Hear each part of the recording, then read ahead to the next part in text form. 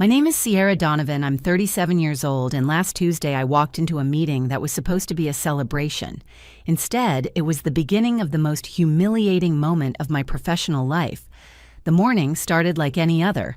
My heels clicked against the marble floors of Horizon Marine Group's headquarters in Boston, my mind still buzzing from the night before. We had just closed the biggest deal in company history, a $1.3 billion contract with the Al Rashid Investment Group for 4 custom mega yachts. I had worked 18 months for that deal, spent weeks in Dubai, flew back and forth from London, finessed cultural nuances, built trust from scratch. And I sealed it me not the men who now sat across from me at the long mahogany conference table. "Have a seat," Sierra said, Trevor Blackstone, Horizon's senior VP of sales and walking caricature of arrogance. He gestured to a manila folder already waiting in front of my usual chair. His voice had that slick tone like he already believed he'd won something I didn't know I was playing for. I should have noticed it then. The forced grins, the stifled glances between board members. But I was still riding the high from last night's champagne toast. I had worn my best navy blue power suit. I was ready for praise. Instead, Trevor slid the folder toward me and said flatly, "We've decided to restructure your role. Effective immediately, your salary is being reduced by 50%, and you'll be transitioned into a clerical position." Silence. My ears rang. I blinked once, then again. My mind struggled to compute his words.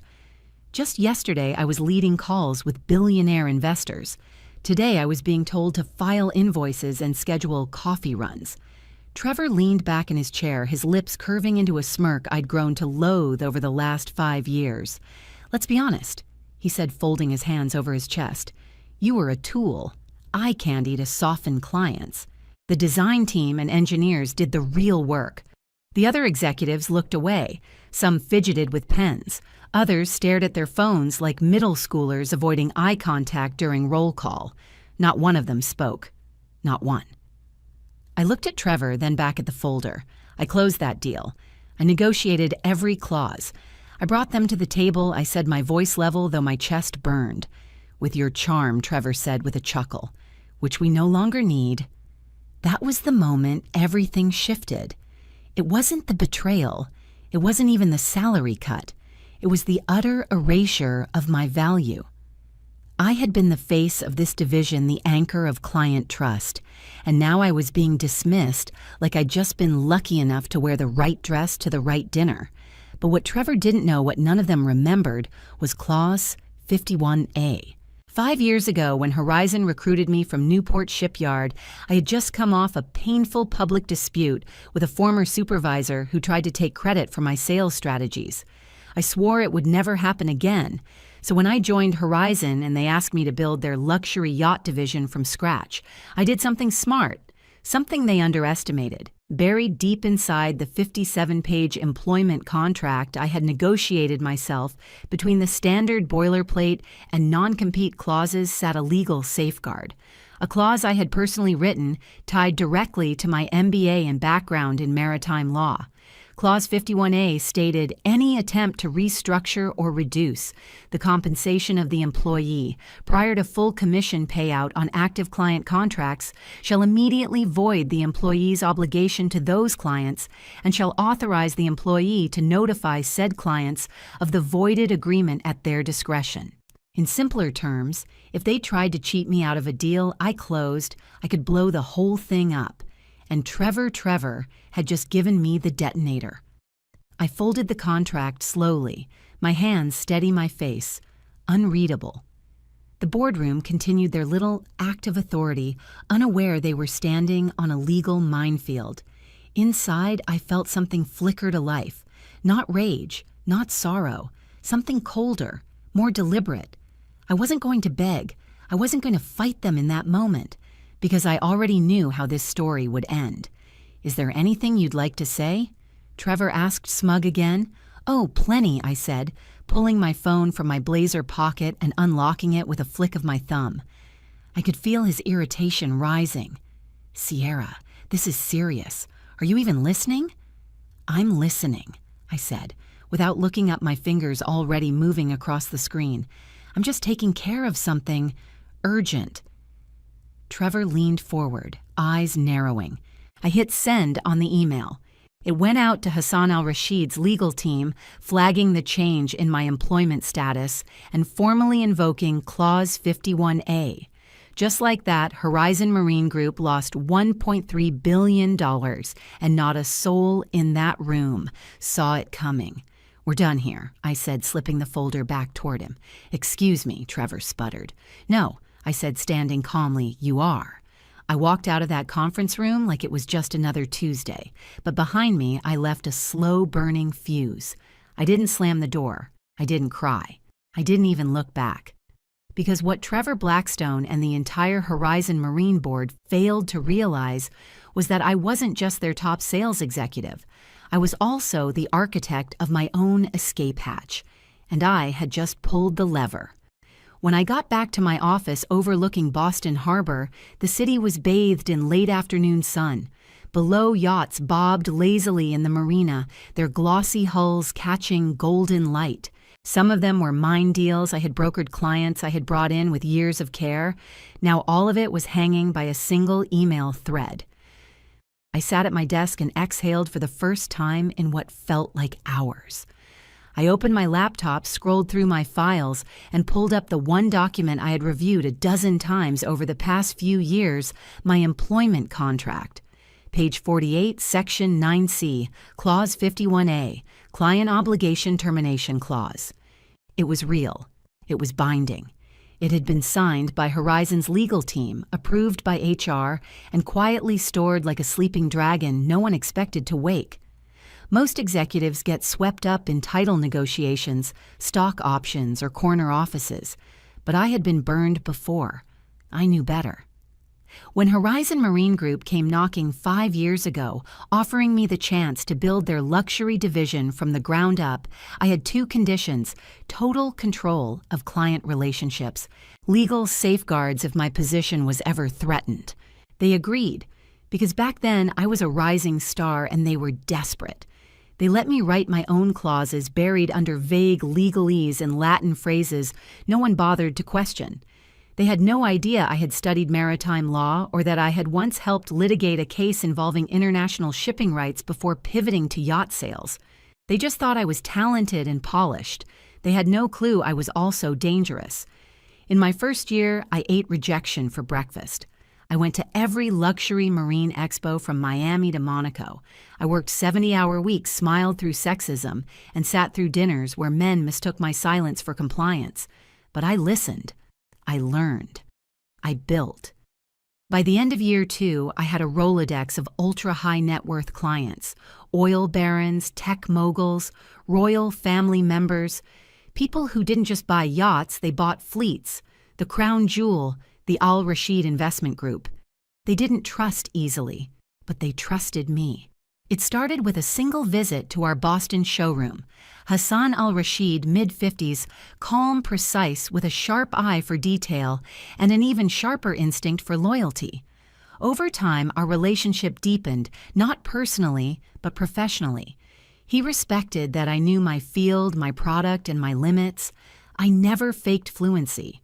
I earned it. So when he agreed to the $1.3 billion deal for 4 fully custom mega yachts, it wasn't because of Horizon, it was because of me. That's what Trevor never understood. And now the moment I hit send on that email invoking Clause 51A, I knew exactly what was going to happen. The contracts would stall. The money would freeze. The power dynamic would shift. And Trevor, he'd have to answer for it. I didn't wait long. By 6:00 p.m., my phone vibrated. Not a call, a message. From Hassan al-Rashid's legal counsel, confirmation of receipt, requesting clarification on Horizon's standing and representation moving forward. Translated, "What the hell is going on over there?" I poured myself a glass of wine, not to celebrate, not yet. But because I knew what came next was going to require every ounce of composure I had. At 8:37 p.m., the first call came in. Trevor. Ignored. By 10:15, I had 5 voicemails, then 6, then 10. By midnight, I'd received 3 emails from Horizon's legal department, all bearing the same subject line, urgent clause 51A status and mitigation options. I let them stew. I slept soundly. The next morning started with a knock at my door. It was 7:05 a.m. I padded barefoot across the hardwood floor of my Boston apartment, still in a silk robe, coffee just beginning to brew. I looked through the peephole. Trevor. His usual polished presence was gone. His hair was unkempt tie, loosened dark circles under his eyes. He looked like a man who had just realized the only thing holding his empire together was the woman he tried to reduce to a receptionist. I opened the door, but only halfway. "Sierra, please." He started, his voice scratchy. "We need to talk." "I think you already said what you needed to say yesterday," I replied, one hand still on the doorframe. "It was a mistake, a huge one. The board is in chaos. HR is losing it. Legal says if this contract is pulled, we could face bankruptcy. Do you understand that Horizon could collapse?" "Interesting," I said calmly. "How quickly you've become concerned about livelihoods." He paused, eyes darting toward the hallway. "I was wrong. Okay, completely wrong. I was arrogant. I let my ego get in the way, and I said some vile things that I didn't mean. Didn't mean I tilted my head, because it sounded pretty rehearsed at the time." He swallowed. "Please. We'll reinstate your position. Full commission. A public apology if you want. Hell, we'll fire HR if you ask. Just don't let this deal fall through." I stared at him for a long moment. "You can't fix trust, Trevor. You can't undo the fact that I watched a room full of men I worked beside for 5 years pretend I didn't matter the second it suited them." I turned my head slightly as my phone buzzed on the counter behind me. It was a text from Hassan. "Emergency meeting requested Monday 9:00 a.m. Dubai time. Contract status requires immediate clarification." I stepped aside and held out the phone so Trevor could see it. "That's my client," I said, "and he's not yours anymore." By Friday morning, the storm had officially arrived. I woke up to 17 missed calls, 12 from Trevor, 3 from Horizon's legal department, 2 from Gregory Horizon himself, the company's founder, and a man who hadn't spoken to me directly in over 2 years. Each voicemail sounded more desperate than the last. The tone shifted from defensive to pleading to outright terrified. The final one was just Gregory's quiet voice. "Sierra, we need to talk. Please, call me back. This is bigger than just a mistake." I didn't. Instead, I brewed coffee, opened my laptop, and methodically reviewed every document related to the Al Rashid deal. Every design sketch, every clause, every email, every promise made. I had archived it all. Backups, timestamps, screenshots, years of meticulous digital housekeeping. Trevor thought he was dealing with a glorified sales rep, but I had been documenting everything from day one because I never believed corporate loyalty was a two-way street. That afternoon, as Boston buzzed outside my apartment windows, I received a message directly from Hassan al-Rashid. "Call me at your earliest convenience. We have much to discuss." I did. He answered on the first ring. "Sierra, my friend," he said, his voice calm but tighter than usual. "I received a troubling email from Horizon's legal department. They claim the contract is now in jeopardy. Is that true?" I closed my eyes for a moment and nodded, though he couldn't see me. "Yes, Hassan, it's true, and I owe you an explanation." So I gave him everything. No spin, no theatrics, just facts. I told him about the meeting, the salary cut, the demotion, the exact words Trevor used to describe me. I even quoted the part about only being valuable for your looks. There was a pause on the other end, then a sharp inhale, and when Hassan finally spoke again, the warmth in his voice had vanished.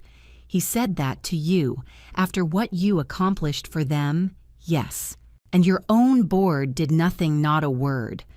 Another long silence. In our culture, he said, "Finally, we have a saying. The tree that bears the most fruit is the one they throw stones at. You've been feeding ungrateful people, Sierra." My throat tightened. "The yachts are still solid," I said quickly. "The design team, the production process, they're good people.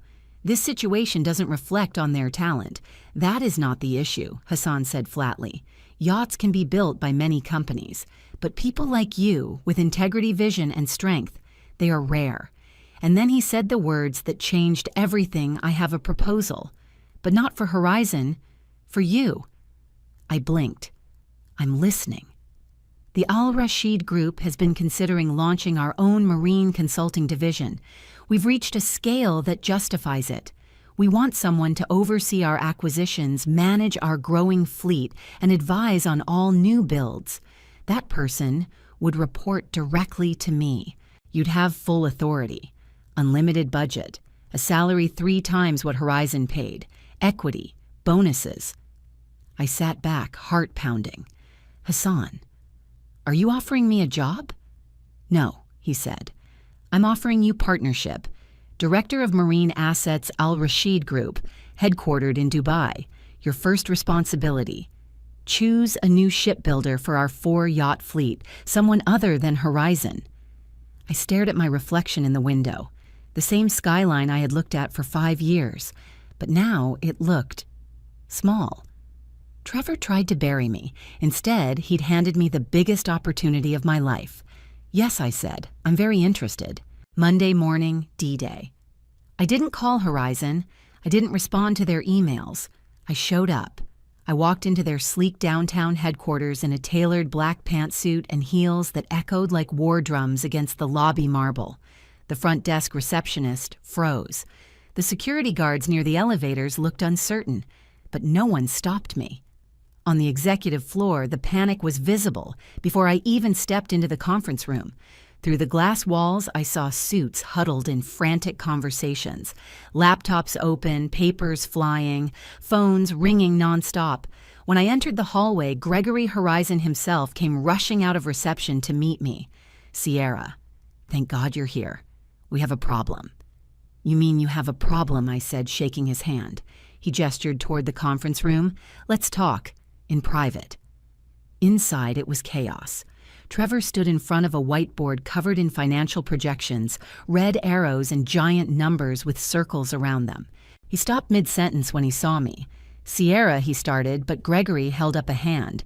She's here to speak with me. We sat down in a corner office with the blinds drawn. Gregory leaned forward, rubbing his temples. I've reviewed the contract. Clause 51A is valid. Our legal team signed off. Trevor's actions triggered it. And the fallout is catastrophic. I waited. We're prepared to make this right, he said. Effective immediately, Trevor is terminated. You'll be reinstated with a 50% salary increase, full commission back pay, and a formal apology from the board. It was generous. More than I ever expected. But it was too late. I pulled out my phone and opened the draft email I'd been sitting on for 24 hours. Hassan has offered me a new position, I said, showing it to him. I'll be the Director of Marine Assets for the Al Rashid Group. My first project is to oversee the construction of our 4 yachts with a new builder, not Horizon. Gregory read the email, face turning pale. Sierra, please. This company, this deal is our future, the shareholders. You should have thought about that before deciding I was expendable. I stood. This isn't about revenge anymore, I added. It's about respect, and I don't take disrespect lightly. As I walked out, the boardroom fell silent. I didn't say goodbye. I didn't need to. The headlines would speak for me. 3 weeks later, I was standing in an office that made Horizon's boardroom look like a cubicle. Floor-to-ceiling glass overlooked the Persian Gulf. The waters shimmered beneath a cloudless sky. In the distance, construction cranes danced around towers taller than anything in Boston. And across the desk from me, Hassan al-Rashid handed me a thick leather folder stamped with his family crest. The final contracts, he said, signed. You are now officially the Director of Marine Assets for the Al Rashid Group. I didn't speak at first. I just stared at the embossed name on the folder, Sierra Donovan. It looked surreal. Not because I didn't believe I deserved it, but because someone finally did. Thank you, I said, my voice steady, for believing in me. Hassan smiled. You earned this, not just through your work, but through your character. A soft knock interrupted us. His assistant entered with a tray of traditional Arabic coffee. It was a small ritual, but one we had observed since the earliest days of our negotiations. Respect, ceremony, trust, values. Horizon never truly understood. We sat in silence for a moment, sipping from the tiny, ornate cups. Benetti Yachts has confirmed construction on the first of the 4 vessels, Hassan said, placing a document between us. You'll coordinate directly with their Italian team. No intermediaries. 18 months for full delivery. That's the goal. You'll manage all design approvals, contracts, inspections, complete authority. I nodded slowly. And Horizon? I asked. Desperate. He replied, his smile tightening. Their founder called again yesterday. Gregory, yes. He asked whether Horizon could bid on future Al Rashid projects. I told him respectfully that all procurement decisions now go through you. I couldn't help the small, satisfied laugh that escaped me. What did he say? Nothing. Silence. But I imagine his expression was enlightening. I leaned back in the sleek leather chair, looking out at the Gulf again. The irony was almost too rich to process. Trevor had tried to destroy me with one sentence, one boardroom ambush. Instead, he'd handed me a global empire. And now Horizon couldn't even talk to my client base without going through me. From dismissed to indispensable in 21 days flat. 6 months later, the Monaco Yacht Show. The Monaco Yacht Show was the Oscars of the marine industry. Super yachts gleamed under Mediterranean sun. Helicopters ferried in billionaires.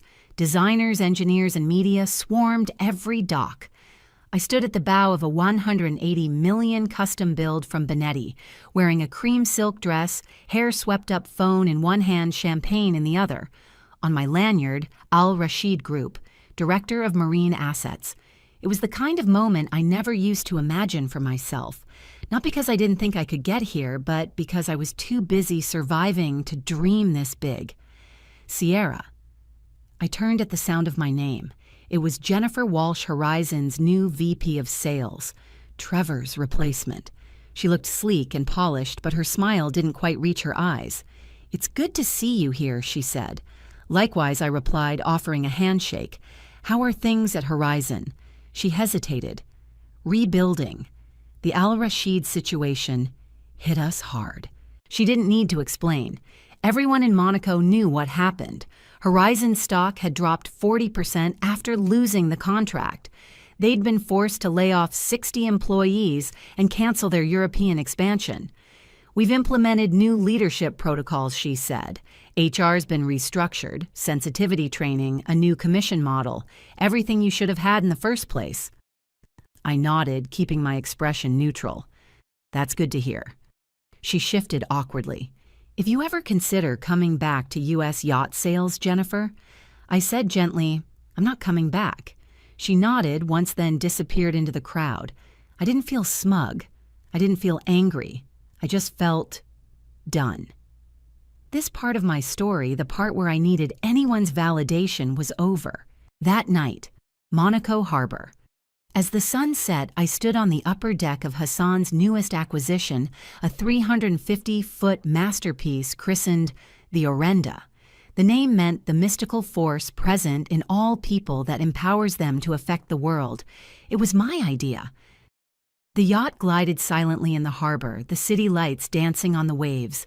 I sipped chilled wine phone in hand, watching the industry headlines scroll across my screen. Horizon Marine Group battles, ongoing financial woes. After 1.3B deal collapse, former Horizon exec re-emerges as global power player in yacht procurement. Exclusive Al Rashid Group appoints Sierra Donovan as marine director. I clicked the screen off. This wasn't about revenge anymore. This was about the fact that I had taken the worst moment of my professional life and turned it into something unstoppable. I'd been called decorative. I'd been told I was used for my looks. I'd been cast aside the moment I became inconvenient. But now I was the one they had to call if they wanted to survive. The view from the top was breathtaking, but the climb, that's what made it mine. A month after the Monaco Yacht Show, I got a message from an old colleague at Horizon. Just so you know, the message read they laid off another 40 employees. Word is they're closing the European office. You burned the house down. I mean that in the best way. I stared at the screen for a moment, letting the words settle. I didn't feel vindicated. Not exactly. Horizon's implosion didn't give me joy, it gave me clarity. Because this wasn't about revenge anymore. Not for me. It was about justice. And justice, unlike revenge, leaves room for grace.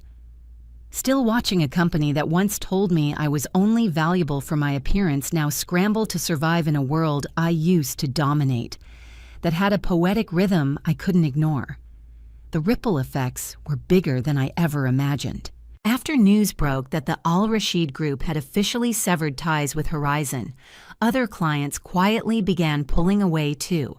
Some cited misalignment in values, others just stopped returning calls. The loss of my deal was the headline, but it was the culture that turned the tide. And everyone in the luxury yacht industry knew it. Trevor's name never made it into the articles.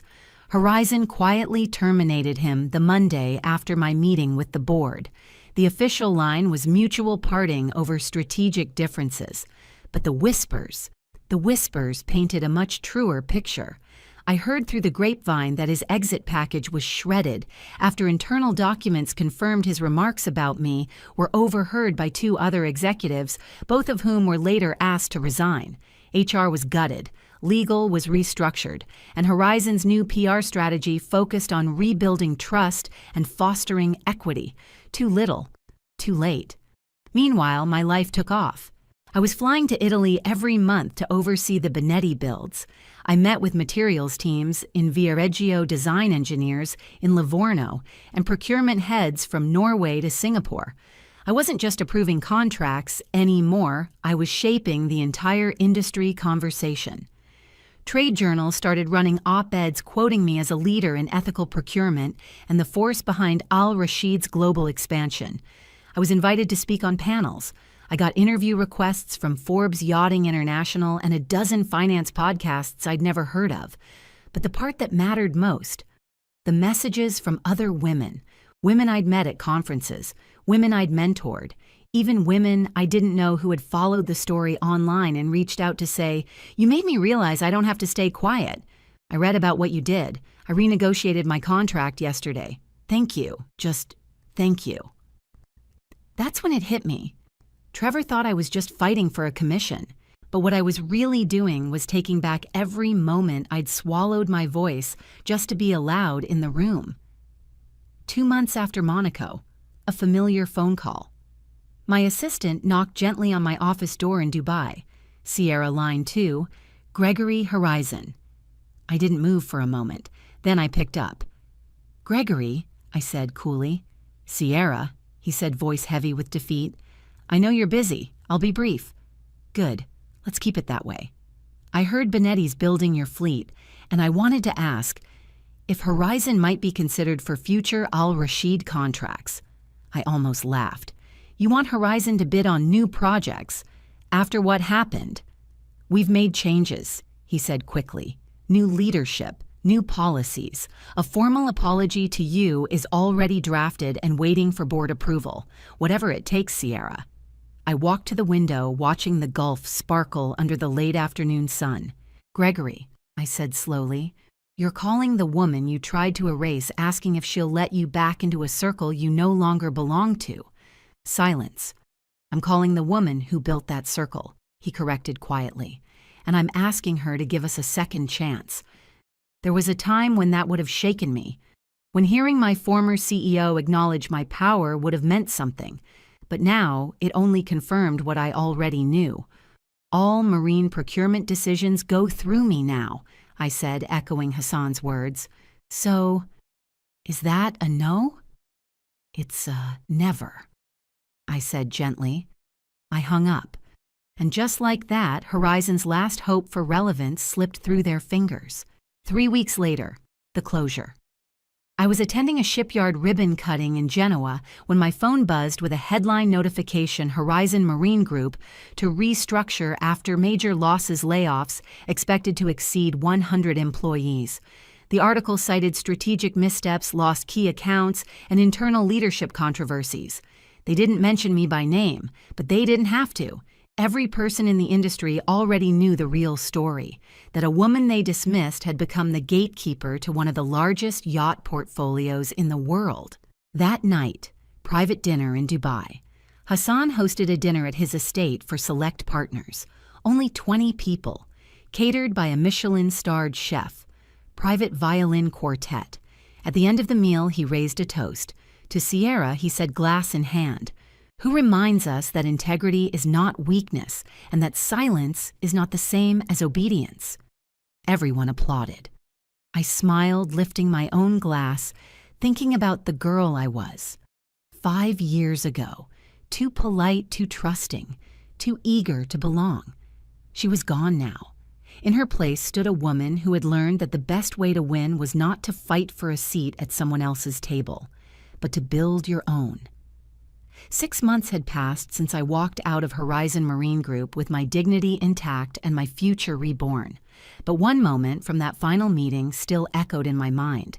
You can't fix trust, Trevor, I had said, and you certainly can't fix the legal consequences of violating my contract. It wasn't just a mic drop. It was the truth, one that had followed them into every boardroom since.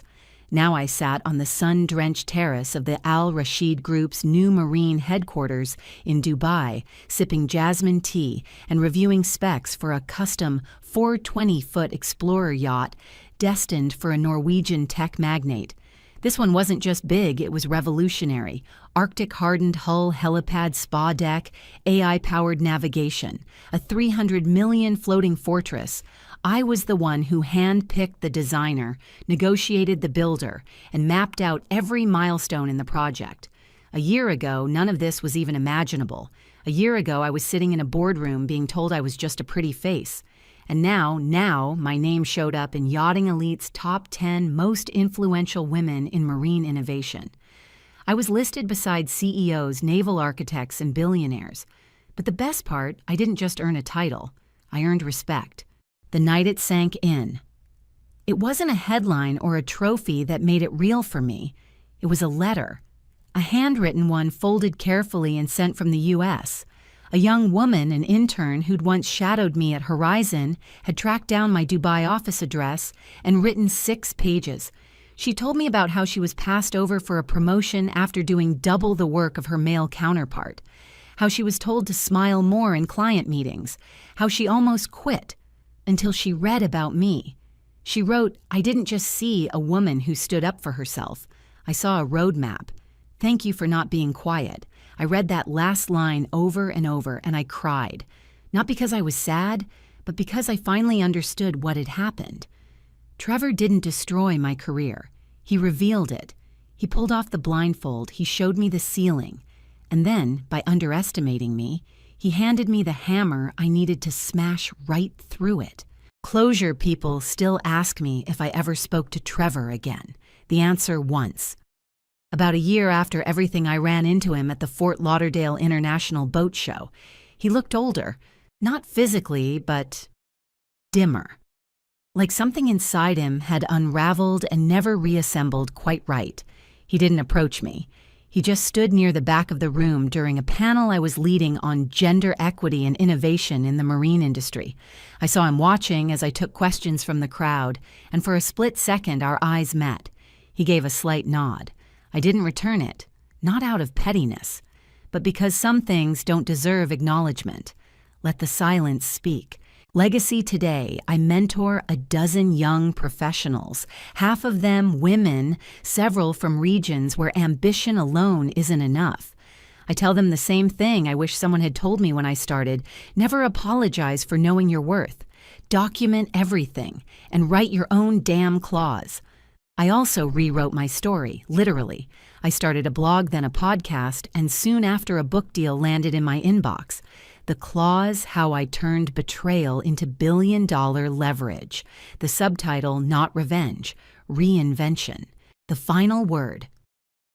As I sit here wind whispering through the palms outside my window, I think back to that version of me who sat in the conference room across from Trevor, humiliated, cornered, underestimated. And I wish I could tell her just one thing: you're not at the end. You're at the pivot, and when it turns, you won't just rise, you'll soar. Because in the end, the best revenge wasn't making Horizon pay. It was building something so powerful, so undeniable, so yours, that they'd spend the rest of their careers wishing they hadn't let you go. Have you ever been underestimated by the people you gave everything to? What did you do when they tried to erase your value? Tell me in the comments. Share your story, and if this one hit home, don't forget to like, subscribe, and follow for more true stories of bold betrayals and even bolder comebacks. I'm Sierra Donovan, and this time I wrote the ending.